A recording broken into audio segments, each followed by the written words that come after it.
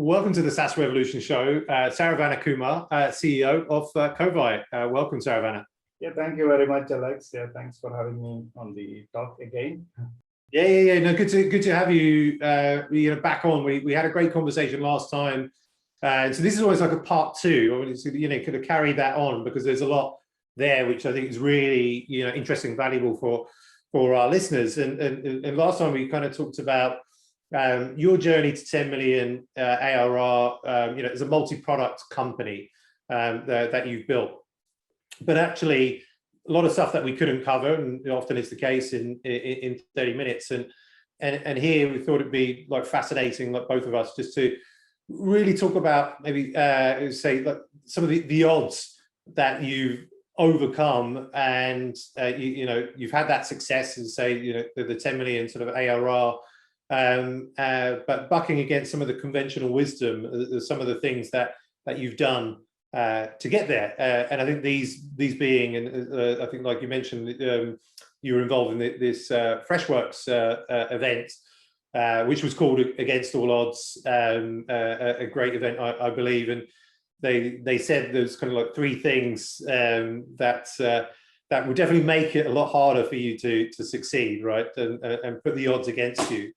One of these being a technical founder, scaling a business. One of these is bootstrapping, making the decision to bootstrap your business and not raise, not de-risk, etc. And one of them is being a single founder and not a co-founder. And so it seems like you like to go against the odds, and because you're all three of those. Yeah, I mean, like let's sort of dig into that, and you talk about kind of one by one, and then how you've overcome sort of those challenges, why you made these choices, and and how you've overcome that. So yeah, I'm super interested to get into that. How does that sound? Yeah, sure, Alex. I would say, none of them are intentional. Like, it's not that, I really wanted to go against all odds and prove the world, like, what I can do. Like, I would say it's all happened organically without any intention. Like, it just naturally, that's what happened. And when you look at it after 10 years, it's 10 years, it's, everybody calls yourself a startup in spite of number of years and whatever revenue you are. So our journey is literally 10 years. 2011 is when we started, but when I started, and now grown into like a 200 people plus company. But everything happened organically. Like I'm a technical fellow. Like even today, I'm more inclined towards technology, and even within the company, a lot of my core responsibilities are on the product side. Than on marketing and sales and those kind of areas. So that's how like a lot of founders, like the first product is actually came out of the frustration what I saw in the market, like when I was consulting and building solutions for companies like Accenture and Microsoft. So it came out of frustration, and that's how it started. It's a bit funny, like when if I think back, there was no real intention to start it as a business. Okay, just wanted to solve it as a business problem, and eventually, it turned out into, luckily I had like early customers who came through my blog mainly, and we're able to scale it. And how what's important lesson in the last 10 years is luckily somehow I got the hook and interest towards the business side of things.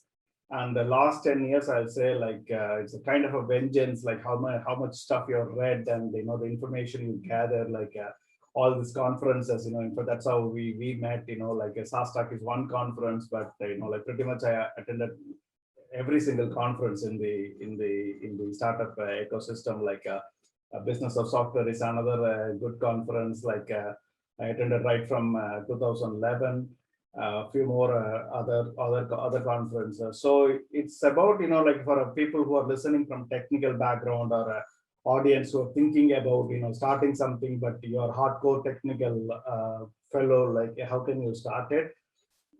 It's it's how everything is learnable. You can as long as you have a will and you really wanted to achieve something, That's a great opportunity these days. Like every skill is you can acquire it.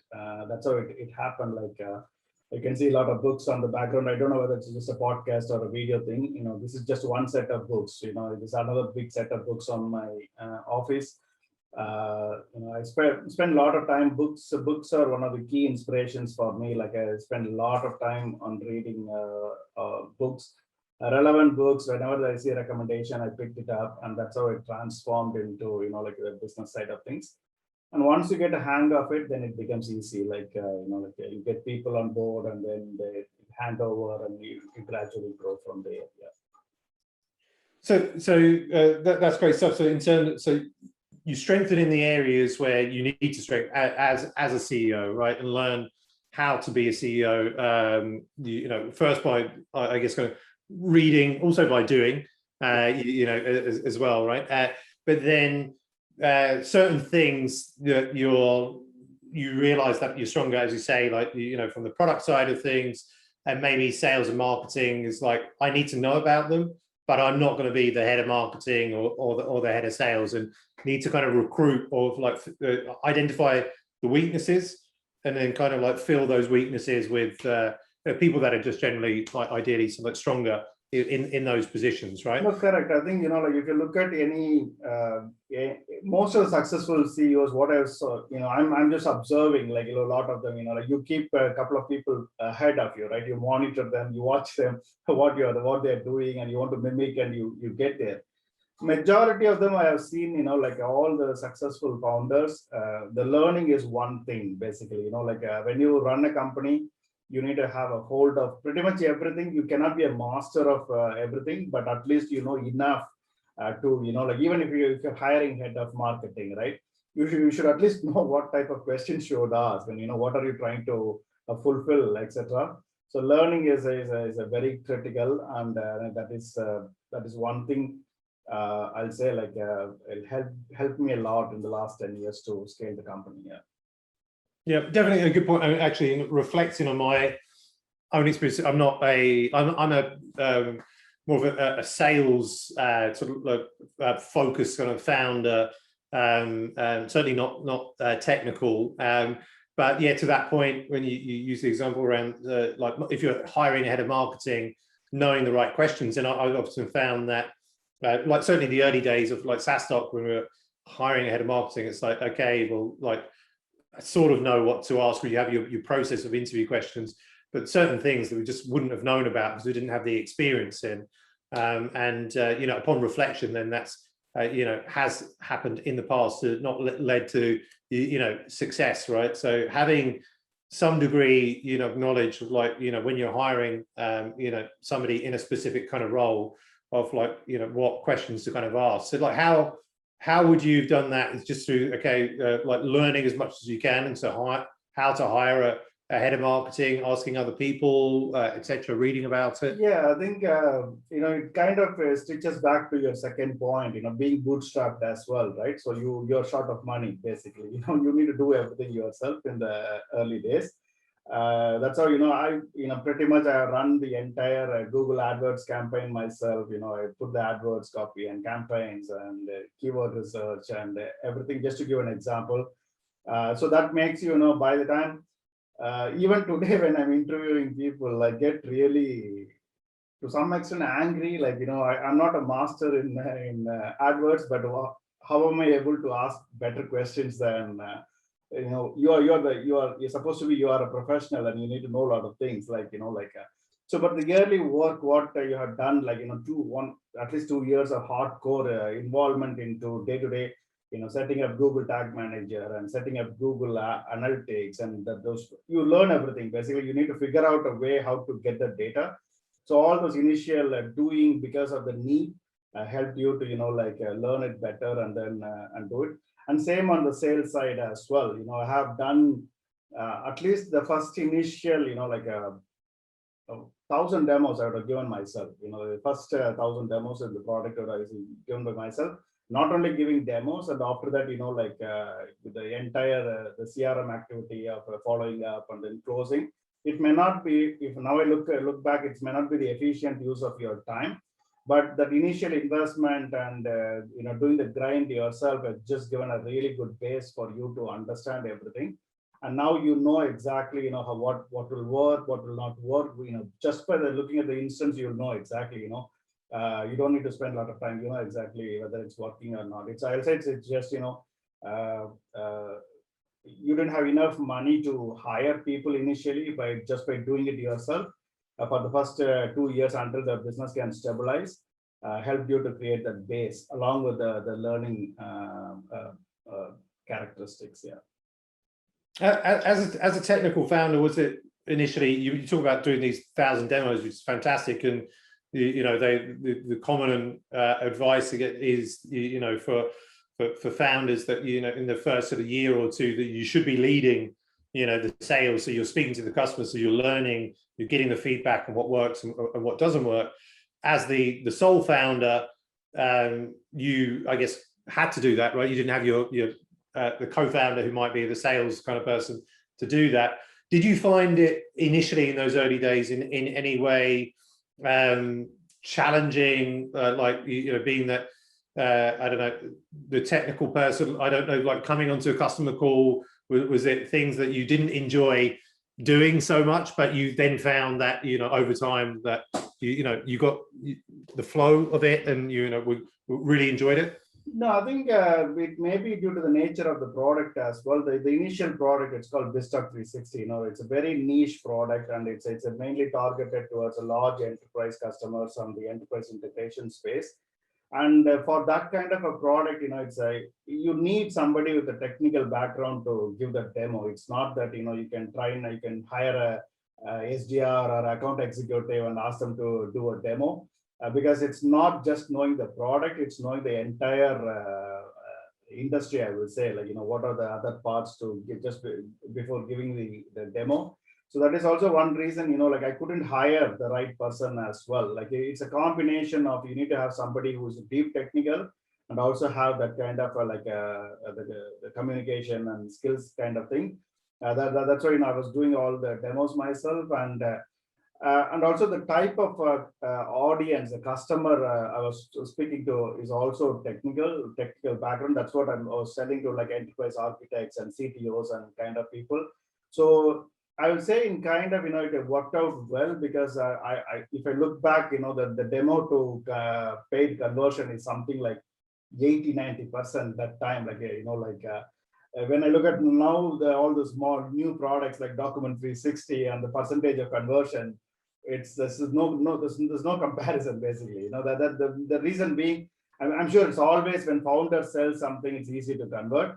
That is one aspect. On top of that, being a technical product, and you build all those trust immediately. By the time you talk to them and you can speak in their own language and you know exactly what you're talking, what is their pain point. Even before they mention something, you know exactly that is the pain point you have, and this is the solution we have. You map it, and then the sale becomes pretty easy. And that's how it ended up, being I ended up giving a lot of demos. And I think it took me 3 years or something to, get a second, form a team to give a demo. And at that stage, of course, the conversion started to dip a bit, but you need to make a decision. Are you going to continue giving and keeping that percentage, or you're better off having, a loser, somebody else doing it at a 60-70% of what you can do. And that's what happened eventually. Yeah, I know well, I think all founders know the feeling too well. And then let's talk about the bootstrapping sort of odds, then overcoming that. So why choose to bootstrap, like initially, and then throughout the years, throughout the 10 years, have there been moments where you've thought about raising, and yes, no, offers on the table, what are the stories, around that? And is this going to be bootstrap forever sort of business? So let's start from the beginning and then kind of go through until where we are now. Yeah, sure. As I mentioned in the beginning, it's not that, I really wanted to prove the world, like I can bootstrap a company to 10 million. It didn't happen that way. It just happened organically. Like initial days, like when I started the business, it's a very niche market. There's no way you can convince a VC or even an angel to invest in that product, because the market size was too low. Too low in the sense it's not really too low. Just to give a context, like this Microsoft BizTalk server is a product from Microsoft. It's an enterprise integration product. So Microsoft themselves got only 12,000 customers worldwide for the product. So it's a very, very small for even at any scale. And with that, you're building a product on that 12,000 customers, and potentially you can, like your market cap could be 2,000 customers is what you're talking as a. So it's very difficult to convince a VC to do it. And also the other thing is, this is actually like a greenfield product. It's not that there's a reference point in the market where you're trying to compete with a player, and you have like you can go this, like it's actually like like a kind of a market creating product at a very small scale. You're not bringing like a marketing automation product or something like that. At a very, so that's again like against the VC fundamentals of whether it's investable business. So that's how I started. And what happened is, due to the enterprise nature of the product, the ticket size is reasonably good. You're talking about at least $10,000 is the starting price of a product. Anywhere it can go up to $100,000, even more actually. So we have few customers above that 100K mark as well. So what happened was, you're a single founder, and then I formed a team of 5 people running the business from my home that time. So your cash flow became positive very soon, because once you close like 4 or 5 customers in a month, that's good enough for you to run your team in a comfortable way. So I'd say we just ran that like that for 3-4 years, and then you started getting the cash back up, and you reach a stage where you don't really need any external funding, because the customers' revenue became like good enough to do it. And also, just we decided to go organically as well, like not taking too much risk. I was very conservative for the first 8 years of the business. Maybe if I look back, I might have scaled significantly, like if I had taken money, or I got somebody who was done it before, like around 2014-15 timeframe. But I continued in the same way, maybe to conservative mindset as well. So that eventually the cash became positive, and then we didn't have a necessity to take any external funding. You follow up to your question, are you going to continue in the same way forever? The answer is there is no definitive answer, like, because what happened now is, okay, that it was okay for that product originally, and now we are really like with the 10 million revenue, and there's enough cash coming in, and we are profitable always. We're always profitable. We never ran out of money. We try to push more than what we have, kind of thing. So we can continue this way, but some of the new products, what we are taking, like for example, Document 360 is a classic example.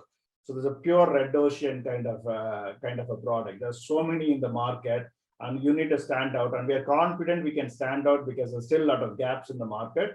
But to push that product to a big level, like you might need. We are trying to run it as it is, but if there is an opportunity like where you can exponentially scale, if you have enough funding, we might take funding. But as I said, at this stage, there's no thinking like, I get a lot of VC calls, not VC calls, there's a lot of outreach from a lot of VCs continuously, like, you get at least 10 emails in a week. And I reply with the standard template saying the same answer, basically, we are not ready. I'm sure we won't take money this year. We will check back in 2022. That's the answer, basically. Yeah.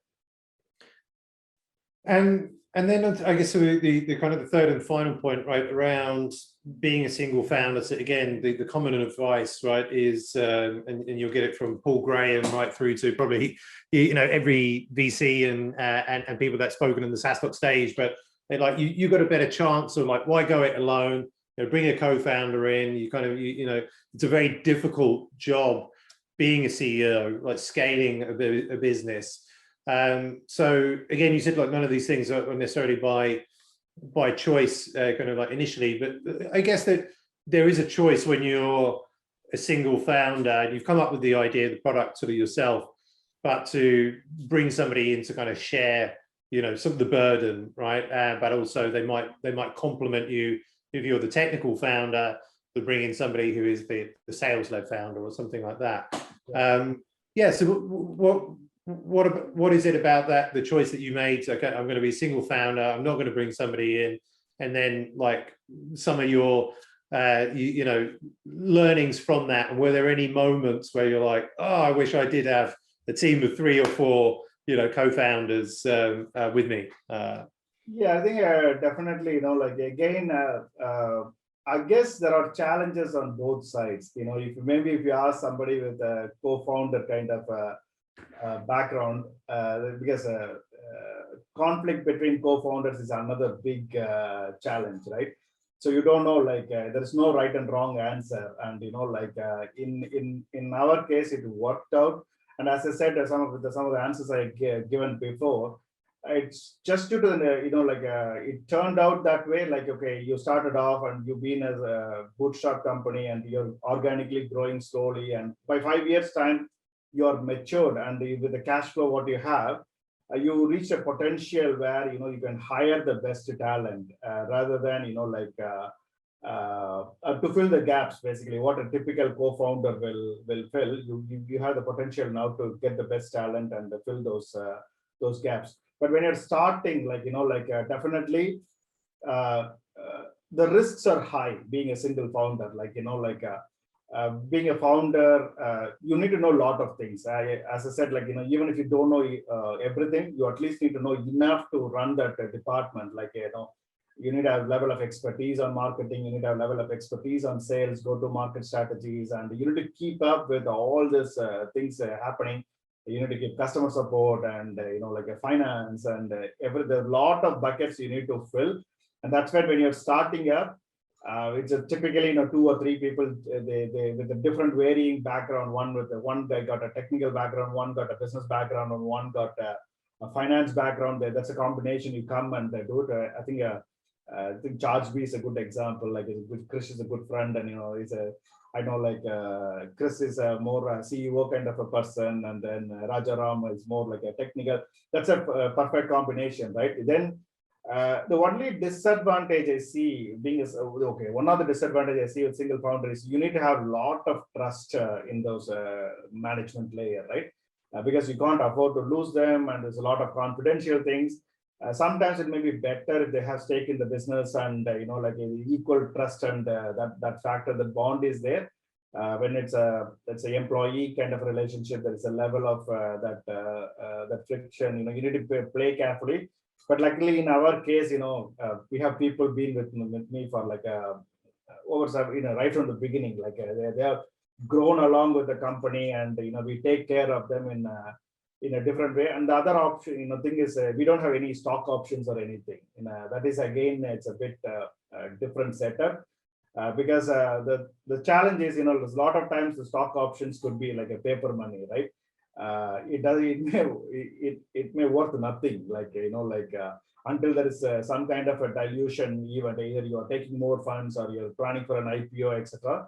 So that we know it won't work out well in our case. So we rather have a good salary and some kind of a bonus arrangements and periodic rewards when there is key moments, like when you win something bigger, or that's how we've been running the company. So again, to summarize all those 3 points, none of them actually is not planned. Because if you now look back, all of them are against odds, basically. VCs or people generally, they don't prefer single founder. Someone coming from technical background and learning about business and scaling is also a bit unusual. And bootstrap business funding is another thing. I think I would say it's a bit of a luck, and then constant grinding and hard work and being persistent and focused on what you're doing. That's what actually where we are now. Yeah. Well, great learnings, takeaways there, and obviously, great to see that. Say you've bucked the conventional kind of wisdom, overcome those odds, and have built this company that's north of 10 million ARR, which wasn't an overnight success, and they never are, right? As you said, it was that grind, it's that hard work, every day, kind of every week, sort of coming into work and building the company. But yeah, fantastic to see what you can achieve by doing that, and so great stuff. And I really appreciate you coming in and sharing with the SaaStock audience on how you've overcome those specific odds to build a successful SaaS company. So really appreciate that, Saravana. Yeah, thank you very much, Alex. It's a pleasure talking to you, and it's good to go back on the memory lane sometimes and see what you've done. Yeah, thanks for that. Definitely. Thanks very much, Saravana Kumar, CEO of Kovai.